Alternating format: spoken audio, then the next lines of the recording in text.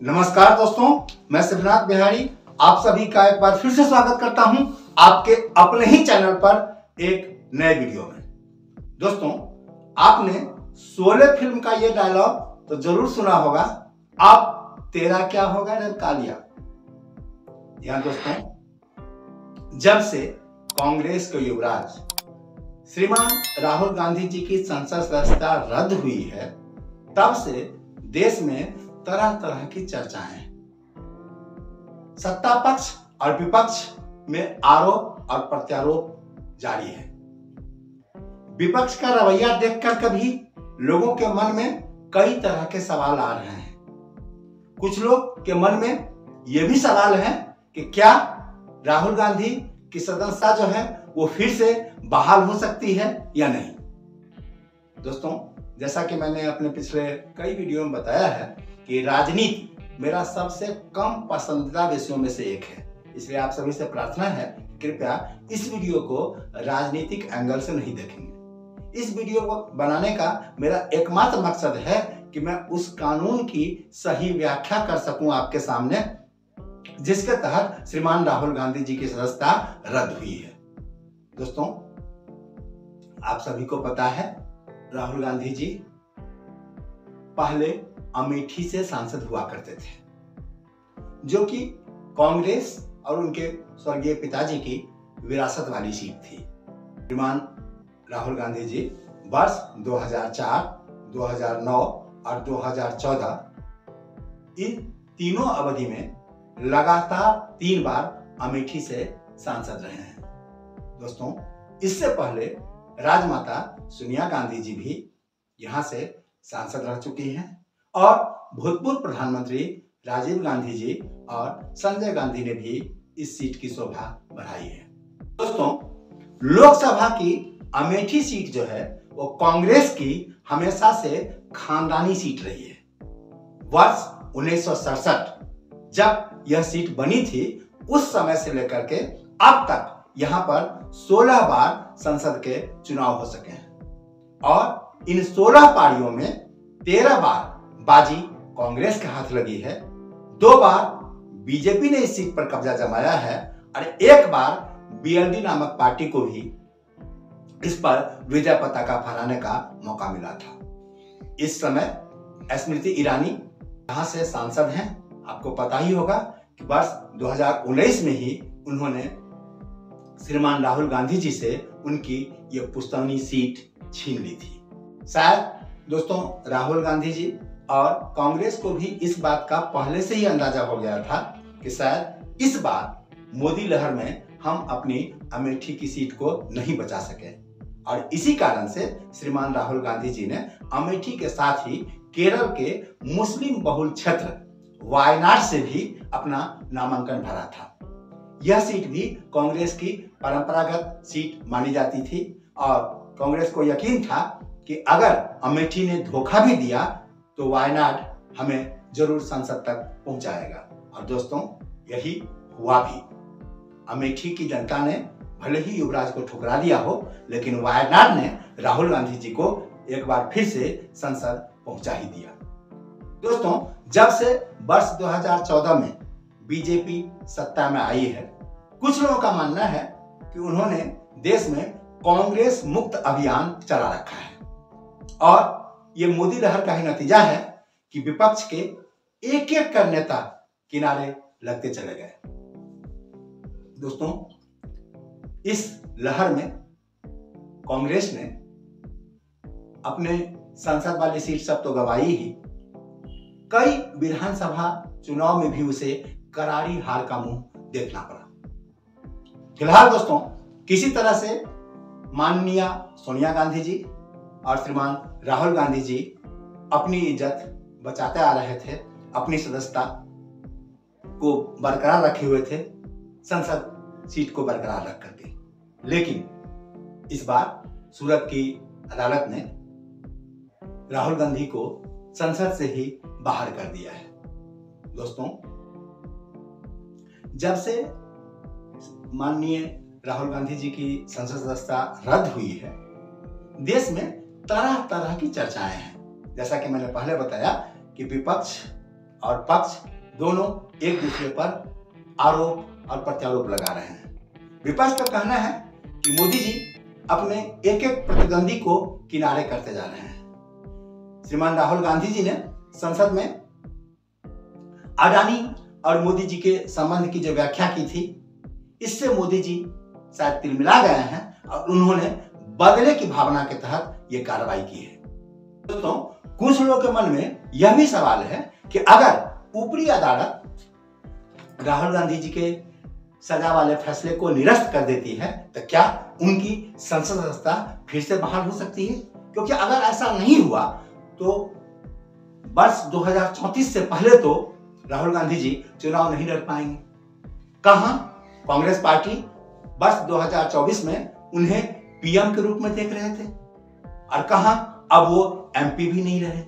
8 साल के लिए उन पर चुनाव का प्रतिबंध भी लग सकता है। दोस्तों, इस समय श्रीमान राहुल गांधी जी 52 वर्ष के हैं और अगर उनकी यह सजा बरकरार रहती है तो 2034 में जब वो चुनाव लड़ने लायक होंगे तो वो 63 वर्ष के हो चुके होंगे। तो दोस्तों, क्या इस उम्र में जाकर ये युवराज प्रधानमंत्री बनेंगे? दोस्तों, बीजेपी का आरोप है कि कांग्रेस के अंदर ही कुछ लोग ऐसे हैं जो श्रीमान राहुल गांधी जी को किनारे करने पर लगे हुए हैं। उनका यह भी कहना है कि सूरत की अदालत ने जिस मामले में श्रीमान राहुल गांधी जी को सजा सुनाई है, उस मुकदमे को कांग्रेस के ही एक नेता प्रियस मोदी ने दायर करवाया था। दोस्तों, कुछ लोग दबी जुबान से ही सही इसे प्रियंका वाढेरा और राहुल गांधी जी के बीच विरासत की जंग भी बता रहे हैं। लोगों का कहना है कि उनके बीच शीत युद्ध जारी है। खैर, जैसा कि मैंने पहले बताया कि मैं इस पर टीका टिप्पणी करना पसंद नहीं करूंगा। दोस्तों, आइए सबसे पहले हम बात करते हैं उस कानून की जिसके तहत श्रीमान राहुल गांधी जी की सदस्यता जो है ये रद्द हुई है। हम आपको बताएंगे कि यह कानून कब बना, किसके शासनकाल में बना और कब कब इसमें किस तरह के सुधार हुए। दोस्तों, जिस कानून के तहत श्रीमान राहुल गांधी जी की सदस्यता रद्द हुई है वह कानून जनप्रति अधिनियम 1951 के नाम से जाना जाता है। यह कानून कांग्रेसी शासनकाल में ही बना था और इस कानून में जो धारा 81 है और 82 है, इन दोनों धाराओं के अंतर्गत ये बात बताई गई है कि अगर कोई भी जनप्रतिनिधि, विधायक या सांसद हत्या, दुष्कर्म, धर्म, भाषा या फिर क्षेत्र के आधार पर शत्रुता पैदा करने वाला कार्रवाई करता है, अगर वो किसी आतंकवादी गतिविधि या फिर संविधान का अपमान करने जैसे किसी आपराधिक षड्यंत्र में शामिल होने का दोषी पाया जाता है, अगर इस मामले में उसे 2 साल से ऊपर की सजा होती है तो फिर उसकी सदस्यता जो है वो रद्द मानी जाएगी। दोस्तों, बाद में इस अधिनियम में धारा 83 और 84 को भी जोड़ा गया। दोस्तों, जन प्रतिनिधि अधिनियम 1951 की धारा 83 के अंतर्गत ऊपर जो बताई गई अपराध की श्रेणी है, उस श्रेणी में तमाम अपराधों को शामिल कर दिया गया। यानी इस धारा 83 के अंतर्गत इसके अनुसार अगर किसी भी आपराधिक मामले में कोई भी जनप्रतिनिधि 2 साल से अधिक की सजा पाता है, 2 साल या उससे अधिक की सजा पाता है, तो उसी क्षण से जिस समय उसे यह फैसला सुनाया जाता है उसकी सदस्यता रद्द समझी जाएगी। और दोस्तों, ये कानून जो है ना वो 10 जुलाई 2013 में सुप्रीम कोर्ट ने अपने एक फैसले के द्वारा दिया था। यह मामला था लिली थॉमस और भारत सरकार के बीच, और उसी समय अगले 6 साल तक चुनाव नहीं लड़ने का भी प्रावधान जोड़ा गया। दोस्तों, इस कानून की सबसे पहली गाज जो है वो माननीय लालू प्रसाद जी पर गिरी। इसके बाद से लेकर के अब तक 5 दर्जन से अधिक विधायक और सांसद जो है वो अपनी सदस्यता गंवा चुके हैं इस कानून के कारण। इन लोगों में श्रीमान आजम खान और राशिद अल्वी जैसे ढाका नेता भी शामिल हैं और अब ये गाज जो है वो श्रीमान राहुल गांधी जी पर आकर गिरी है। दोस्तों, ये 1951 का जो अधिनियम है उसके धारा 84 में इस बात को जोड़ा गया है कि जब कोई भी निचली अदालत किसी संसद सदस्य या विधायक को सजा सुना देती है तो वो इस सजा के लिए ऊपरी अदालतों में अपील कर सकता है और अगर ऊपरी अदालतें उसकी सजा को बर्खास्त कर देती है तो फिर ऐसी स्थिति में उसकी सदस्यता पुनः बहाल की जा सकती है। दोस्तों, अब इस मामले में राहुल जी अगर ऊपरी अदालत जाते हैं तो हाई कोर्ट नहीं तो कम से कम सुप्रीम कोर्ट तो जरूर इस सजा को निरस्त कर सकती है, क्योंकि अभी तक मानहानि के किसी भी मामले में किसी भी राजनेता को जेल नहीं हुई है। अगर श्रीमान राहुल जी इस कानून के तहत जेल जाते हैं तो ऐसा करने वाले वो पहले व्यक्ति होंगे। और उसी तरह से दोस्तों, जब से ये कानून बना है, सांसदों और विधायकों की सदस्यता रद्द हुई है, तब से अभी तक एक भी विधायक और सांसद की सदस्यता पुनः बहाल नहीं हो पाई है। तो अगर श्रीमान राहुल गांधी जी ऊपरी अदालत जाते हैं और ऊपरी अदालतें उनकी सजा को बर्खास्त कर देती है, जैसा कि पूरी संभावना बताई जा रही है विधि विशेषज्ञों के द्वारा, तो ऐसी स्थिति में राहुल गांधी जी की सदस्यता फिर से बहाल हो सकती है।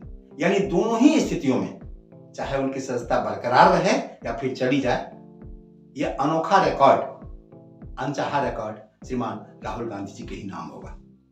खैर, कांग्रेस पार्टी और श्रीमान राहुल गांधी जी इस मामला में क्या स्टैंड लेते हैं, वो ऊपरी अदालत जाते हैं या नहीं जाते हैं, इस पर अभी कुछ भी कह पाना जल्दबाजी होगी। अदालत क्या फैसला सुनाएगा इसके बारे में भी हम कुछ नहीं कह सकते। आज जिस कानून के तहत श्रीमान राहुल गांधी जी की सदस्यता रद्द हुई है, उस कानून को रद्द करने के लिए या कम प्रभावी बनाने के लिए मनमोहन सरकार जी ने एक अध्यादेश भी लाया था संसद में, जिसे कि पता नहीं क्या सोच करके राहुल गांधी जी ने बीच संसद में ही फाड़ दिया था। शायद उन्हें इस बात का अनुमान नहीं रहा होगा कि कभी इस कानून की गाज उन पर भी गिर सकती है। आज अगर वो अध्यादेश पास हो गया होता, श्रीमान राहुल गांधी जी ने उस अध्यादेश को संसद में नहीं फाड़ा होता, तो शायद आज श्रीमान राहुल गांधी जी की सदस्यता बची रहती।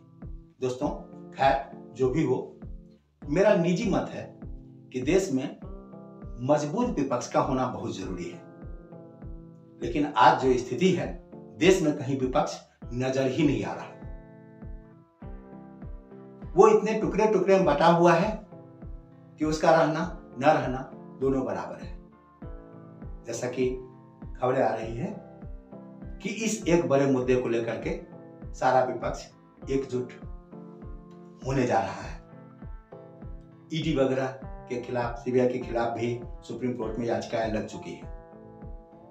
अगर यह मुद्दा भी विपक्ष को एक साथ कर देता है तो भले ही वो सत्ता की कुर्सी ना हासिल कर सकें, लेकिन विपक्ष के रूप में संसद में अपनी मजबूत उपस्थिति तो जरूर दर्ज करा सकते हैं। और दोस्तों, ये बहुत जरूरी भी है सरकार को अराजक होने से बचने के लिए। दोस्तों, अगर ऐसा नहीं होता है तो कांग्रेस पार्टी या श्रीमान राहुल गांधी जी ऊपरी अदालत में नहीं जाते हैं अपील करने के लिए, तो देश का एक बड़ा वर्ग बेरोजगार हो जाएगा। देश में एक बड़ा वर्ग ऐसा है जो श्रीमान राहुल गांधी जी के भाषणों के वीडियो क्लिप में कलाकारी करके उसे वायरल करता था, पूरे देश का उससे मनोरंजन करता था। अब वे निश्चित रूप से बेरोजगार हो जाएंगे, क्योंकि अगर श्रीमान राहुल गांधी जी संसद के सदस्य ही नहीं रहे तो फिर न तो वो भाषण दे पाएंगे, न उनके भाषणों को कोई किसी भी रूप में गंभीरता से लेगा। और इस स्थिति में ये मनोरंजन उद्योग बंद हो जाएगा। तो मेरा भी निजी मत है कि नहीं, राहुल गांधी जी की सदस्यता बहाल होनी चाहिए। दोस्तों, इस वीडियो को मैंने उन लोगों के तरह तरह के सवालों को जवाब देने के लिए बनाया है जिनके मन में राहुल गांधी जी को लेकर के, इस कानून को लेकर के कई तरह के सवाल थे, जैसा कि मैंने पहले बताया। दोस्तों, आपकी तमाम गलतफहमियां दूर होने के साथ ही मैं ये भी आशा करता हूं कि ये वीडियो आपको पसंद आया होगा। अगर आपको ये वीडियो पसंद आया हो तो इसे अपने तक ही ना रखें, दूसरे को भी पहुंचाएं, ताकि उनके मन में भी जितने भी तरह की गलतफहमियां हैं वो दूर हो सकें। दोस्तों, आज के लिए इतना ही। बहुत जल्द मिलते हैं एक नए वीडियो में एक नए टॉपिक के साथ। तब तक के लिए आप अपना ख्याल रखिए, मस्त रहिए और स्वस्थ रहिए। दोस्तों, जाने से पहले एक प्रार्थना आपसे और करना चाहूंगा मैं कि अगर आप इस वीडियो को फेसबुक पे देख रहे हैं तो कृपया मेरे पेज को लाइक, फॉलो और शेयर जरूर करें। और अगर आपने यूट्यूब पर अभी तक इस चैनल को सब्सक्राइब नहीं किया है तो काइंडली इसे जरूर सब्सक्राइब कर लीजिए दोस्तों। इससे मुझे आपके लिए बेहतर से बेहतर कंटेंट तैयार करने की प्रेरणा मिलती है। मिलते हैं दोस्तों। Thank you very much. जय हिंद, जय भारत।